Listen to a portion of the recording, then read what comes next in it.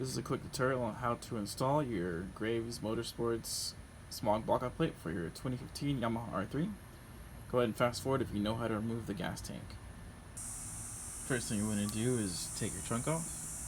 Use your key to do that. Next thing is you're going to take your 4mm Allen and remove these two. After that, they just pop off like so. To remove your seat, you're going to remove the 8mm bolts on each side. With the 8mm removed, you just simply lift up on your seat, revealing your battery. You're going to take your 4mm and remove the bolt here and here. Once the bolts are removed, you have to pull kind of firmly on two pop clips on the opposite side of the panels here and here. And once you pull those, it comes right off. To remove the gas tank cover, you're going to want to take your 4mm with an extension to remove that bolt down there, and your 8mm to remove this bolt and the one on the other side. Oh, and these 8mm on both sides, you gotta remove those too. Once the bolts are removed, to remove the gas tank cover, there are two pop clips on each side of the top of the gas tank, and you want to be gentle when you pop them off because they're pretty fragile.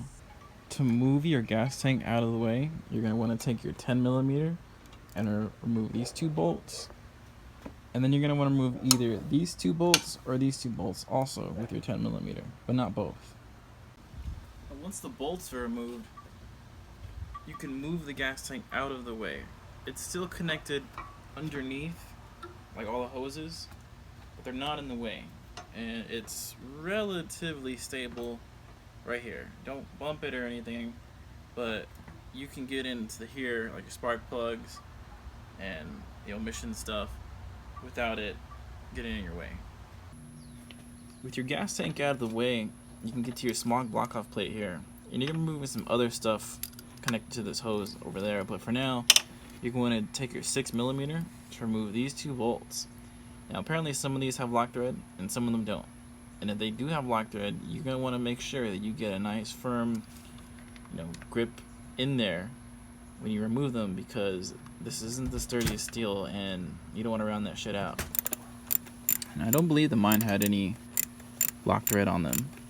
As far as torque specs go, I'm not worried about that. If that's something you're concerned about, by all means look it up, but this isn't one of those things where it really makes much of a difference. Hand tightening should be fine here. Once your bolts are removed, you're going to want to hold on to them because you will reuse these. The next part is to remove the solenoid, and the solenoid is right here.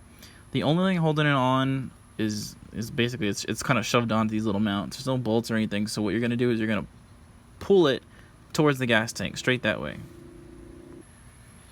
I'm just pulling it towards the gas tank and eventually come off its mounts. Next thing you're going to do is remove the clip on the back, or unconnect it. I found that the easiest way to unconnect it is to rotate it upside down, flip it upside down. You're just going to push down on the clip and pull away from it. It comes right out. You'll notice that on the back of the plate it has a little divot, and you want that divot to be on the top left corner of the block off, because there's a little something sticking out basically, and that's where it's supposed to go, right there. Then you just tighten down with the original bolts. Now I'm not sure if the plug is used for tuning. If it is, then I'm going to keep it. If it isn't, then I'm going to trace it back to wherever it starts and cut it. But for now, I've just got it sealed with electrical tape. Next, to remove the smog system from your air filter, you're going to need to get something like this, like a hook or something, to get under the spring clamp, which is on the tip of your hose there, and turn it to its left so that you can get to it. The original way that it was under it and you can't really get to it, so you got to turn it. And then to remove it, you just clamp down on the hose, pull it back, and then you can just pull the hose off. Now there is some debate on whether you can use the original clamps. I know that I can because I have to use these to push it down on there. It's tight enough. This system isn't under a lot of pressure. This is your air box. Pressure was coming in from the other way, so I'm gonna go ahead and just reuse mine. You just slide the original clip down and leave it right there, and you're good to go. It ain't going nowhere. For all intents and purposes, this installation is done. You just reinstall everything in the opposite of the way you took it apart.